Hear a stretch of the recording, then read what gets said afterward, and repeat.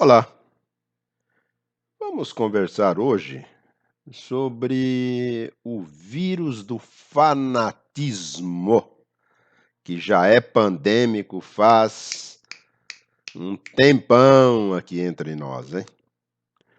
É bom observarmos que as nossas colocações de hoje não se referem exclusivamente ao cargo de presidente. Refere-se também ao Congresso Nacional, que cabe elaborar as leis federais e fiscalizar a atuação do executivo, no caso, o presidente. São os congressistas que propõem, discutem e aprovam as leis a serem aplicadas no nosso país.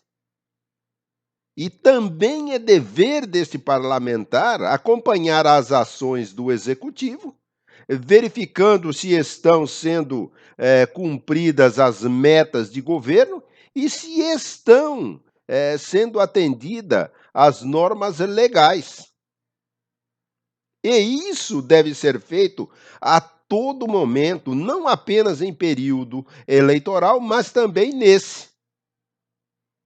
E, ao não agir diante da postura de um presidente sabotador ou corrupto, com desvio de verbas públicas, a Câmara e Senado se tornam cúmplices do momento vivido pelo país.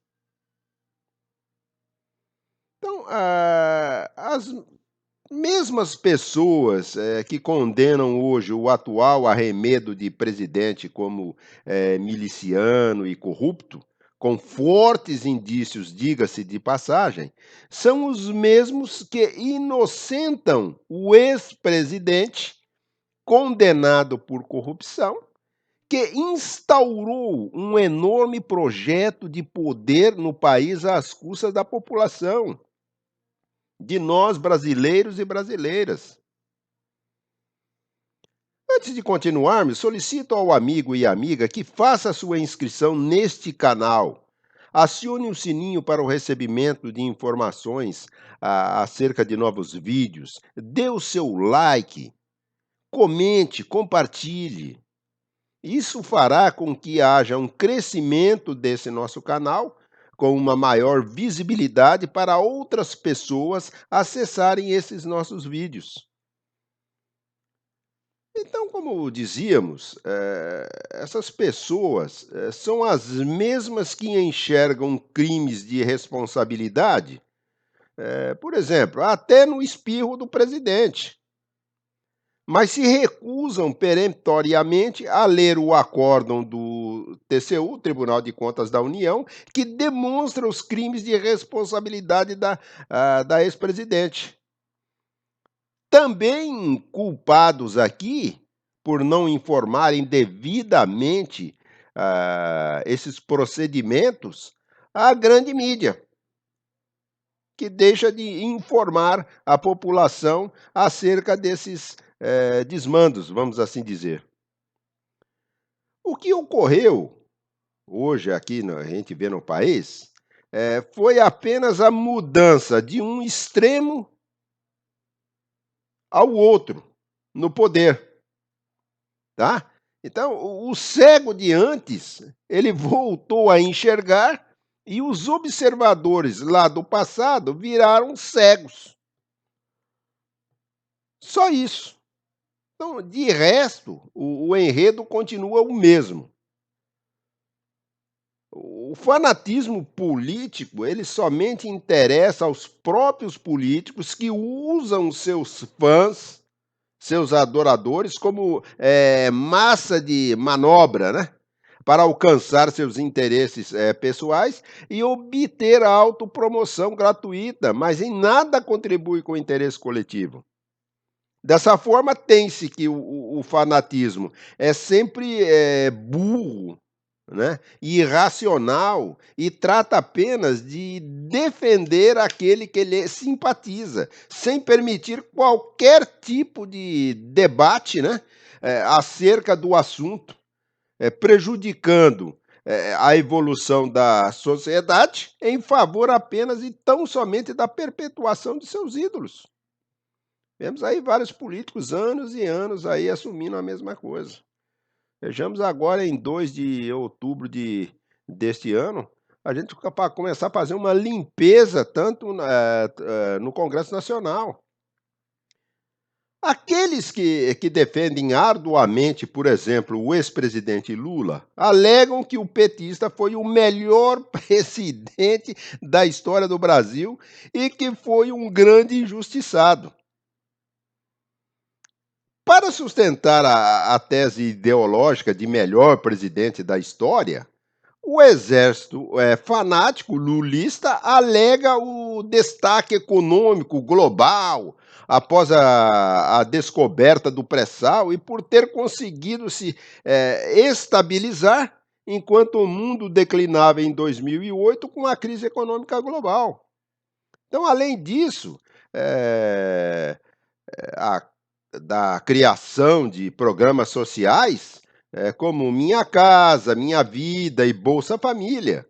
Sendo que o Bolsa Família, é bom deixar bem claro, ela foi uma junção, né, de alguns programas sociais originados no governo do antecessor, o FHC, Fernando Henrique Cardoso, do PSDB. Então, Lula não fez mais do que a obrigação dele, como chefe de executivo, em fazer políticas públicas e ações de desenvolvimento econômico do país. Para alegar que o seu Lula da Silva foi injustiçado, alegam parcialidade por parte do então juiz Sérgio Moro, nas condenações impostas a ele e confirmada nos tribunais posteriores. Então, para defender a tese pró-Lula, vale tudo. Entendeu? De se manifestar pacificamente, até agressões físicas, hostilizar quem pensa diferente e até morrer por uma ideologia. Isso não é um exagero, é um fato. Se de um lado há fanáticos de vermelho, do outro tem fanáticos de verde e amarelo, numa atitude que chega a envergonhar as cores da bandeira do Brasil. Os bolsonaristas chegaram a ganhar apelidos como o clássico Bolsominion, pelo grupo geralmente aparecer em grande massa, né? Aparecia, né? Na cor amarela, e por defender um presidente tudo como um malvado. Mas isso é só um detalhe, né? Pequeno detalhezinho. As atitudes dos bolsonaristas são vergonhosas e agressivas, analisando a fundo. Porque defendem a todo custo um presidente da República que ainda está construindo sua história no cargo, né? Para defender Bolsonaro, os fanáticos usam como alegação principal o fato de o presidente não ter um caso de corrupção provado, né? E atualmente, o fato de Bolsonaro estar dando parcelas do auxílio emergencial para trabalhadores informais durante a pandemia da C-19, né? E variantes, é nada de mirabolante. Não é nenhum grande bonzinho. Nada que chegue além das obrigações do chefe do executivo, de ser honesto com o dinheiro público e de prestar assistência a seu povo em situações de crise. Então, para defender o presidente, os alinhados atacam verbal e até fisicamente, né? Jornalistas e pessoas que até defendem Bolsonaro, mas não têm uma linha de pensamento irrestrita com ele. Quem diz a verdade, ou melhor, quem se opõe, né, a um único ponto posto por Jair Messias Bolsonaro é visto como um inimigo da nação, que merece ser extirpado. São atitudes que lembram mais uma ditadura que uma democracia. E parece que a maioria dessas pessoas não entende nem o básico de que é uma democracia. O básico é diversidade de opiniões, né? Diversidade de ideias, de partidos, de políticos, das mais variadas linhas de pensamento econômico ou político no mundo, desde que não sejam prescritas, né? Proscritas, vamos assim dizer, fora da lei, né? É o que pode conviver dentro de uma democracia. Então, os bolsonaristas, a gente vê como pessoas levianas, irresponsáveis, antipatriotas, mesquinhas, que têm atitudes ridículas, hostis, desumanas, né, irracionais e desnecessárias. Né? O próprio presidente demonstra essas atitudes aí, com o seu comportamento. Então, se você for tentar chegar perto do seu político favorito para pedir uma ajuda para comprar um pão, por exemplo, ele vai pôr o segurança contra você. Né? Não se deve confundir atitudes de mera obrigação do cargo com milagres. Né? Não se deve também endeusar alguém que fez nada demais. E outra coisa, se ele está sendo investigado, acusado pela justiça, é porque há dúvida sobre a sua conduta, dele e dos filhos. É difícil de entender isso?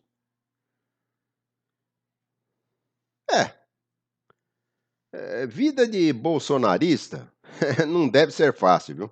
Porque eu imagino eles não podendo reclamar do preço da gasolina, do preço da carne, do gás, da inflação alta, né, da luz que vai vir aí esse ano, vai ser um caos, né? Ainda ter que achar tudo lindo e maravilhoso. Ser capacho de político é isso, minha gente.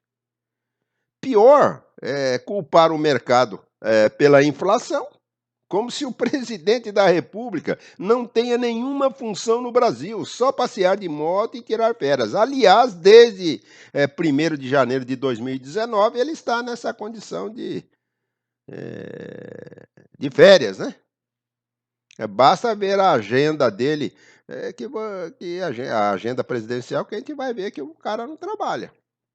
E não trabalhou. Então, no Brasil, as pessoas se apaixonam pelos políticos, não enxergam os defeitos, não aceitam argumentos e ainda defendem o indefensável. Até quando? Uma coisa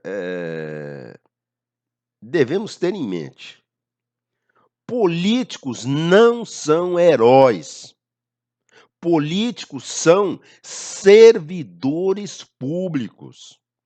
Têm um dever claro a cumprir, usando o nosso dinheiro e tem que fazer bem feito. Ou rua, tá fora, não serve. Seguir com o atual presidente é se engajar numa humilhante via crucis, né? Por quê? É justificar a união com políticos corruptos que antes eram defenestrados, é renegar a Lava Jato, passar pano para as reiteradas boçalidades do líder, apoiando obtusas palavras de ordem. Enquanto tais fanáticos verbalizam que os males do Brasil são inúmeros alvos, eles se comportam como um mal que tem que parar imediatamente. Divergir de opiniões não é motivo para uma guerra. As atitudes, desses, vamos assim dizer, alienados, causa desprezo pela nação e pela democracia. Se é o desprezo que eles queriam, eh, parabéns, estão conseguindo, conseguiram os que continuam. Então, ser um fanático político, defendendo um representante que não fez milagre algum, né, como ele diz, como aí até esse, eh, que quer indicar aí para governador do estado de São Paulo, o Tarcísio, né. "Ah, o cara é bom", não tem nada de "o cara é bom", não fez mais do que a obrigação, no cargo de ministro da infraestrutura, assim como o senhor presidente.